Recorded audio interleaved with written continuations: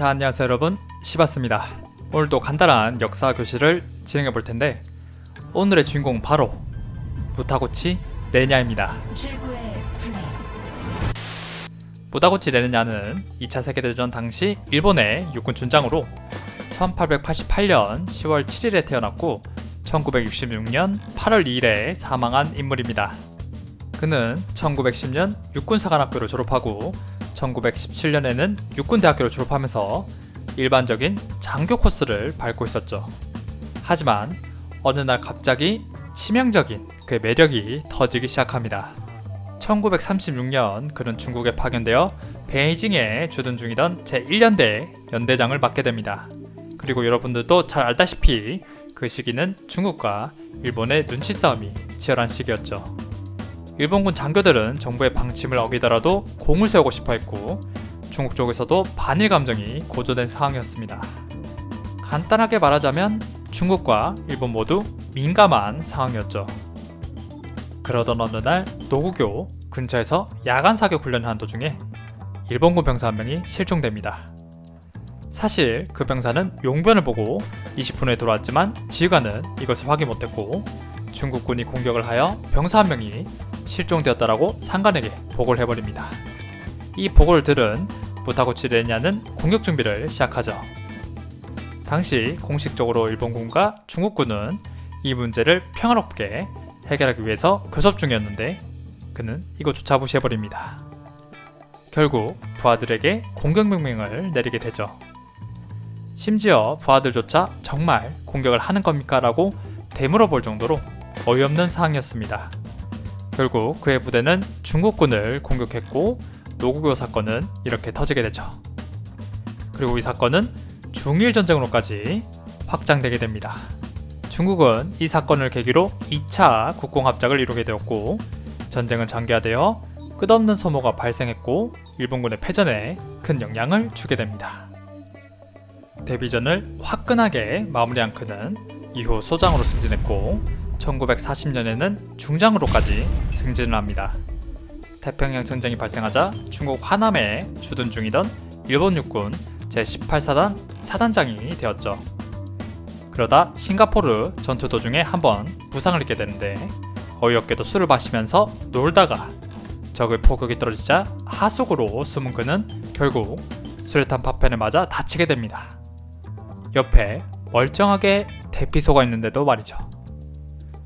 1943년 3월에는 제15군 사령관에 취임했고 1944년 그 유명한 인도 공격 작전인 인팔 작전을 맡게 됩니다. 사실 일본은 1942년 인도의 인팔을 공격할 계획이었습니다. 인팔을 통해 중국으로 연합군의 보급품이 계속해서 흘러들어가고 있었고, 인팔을 점령한다면 인도에 주둔 중인 영국군에게도 큰 위협을 줄 수가 있었죠. 하지만 작전을 검토하는 도중에 여러 지휘관들의 반대로 결국은 무산된 작전이었습니다. 놀라운 사실은 무타고치 레냐도 이 작전에 반대를 했었죠. 하지만 자신이 방해하던 버마에 영국군이 쳐들어오자 생각이 바뀌게 됩니다. 그리고는 강력하게 인도를 공격하자고 주장하죠. 당시 그의 작전 계획도를 보면 굉장히 충격적인데, 보급이라는 개념이 거의 존재하지 않을 정도였습니다. 너무 황당한 이 작전 계획을 본 휘하 지휘관들은 강력하게 반대를 했지만 무타고치 레냐는 반대하는 지휘관들을 해임시켜버렸고, 마지막에는 사령관이 결국 허락해주면서 무모한 작전이 시작됩니다. 인팔 작전이 성공하기 위해서는 높은 산악지형을 통과해야 했고, 그 때문에 물자 수송이 매우 어려운 상황이었습니다. 무타고치 레냐는 과거 칭기즈칸이 활용했던 방법, 소를 통해서 물자를 운반하고 소를 식량으로 쓰면서 진군하려고 했습니다.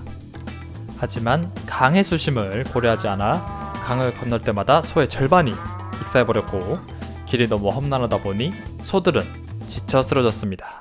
그리고는 절벽 아래로 떨어지기 시작했죠. 소가 쓰러지자 병사들이 물자들을 직접 옮겨야 했는데 무게가 너무 무겁다 보니 절벽에다가 몰래 버리고는 했습니다.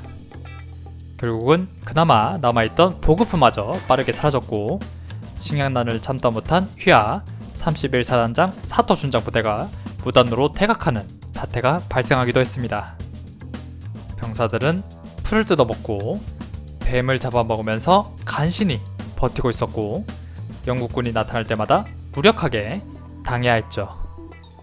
이 작전으로 인하여 무려 일본군 5만 명이 대부분 굶주림과 질병으로 사망했고 부타고치레냐는 책임을 지고 물러나게 됩니다. 그의 무능함이 얼마나 심했는지 전쟁이 끝나고 전범 재판에서도 연합군은 그를 불기소 처분으로 석방시켜 주었습니다. 이유는 아무리 찾아도 일본을 위해서 공을 세운 부분이 없다 였죠.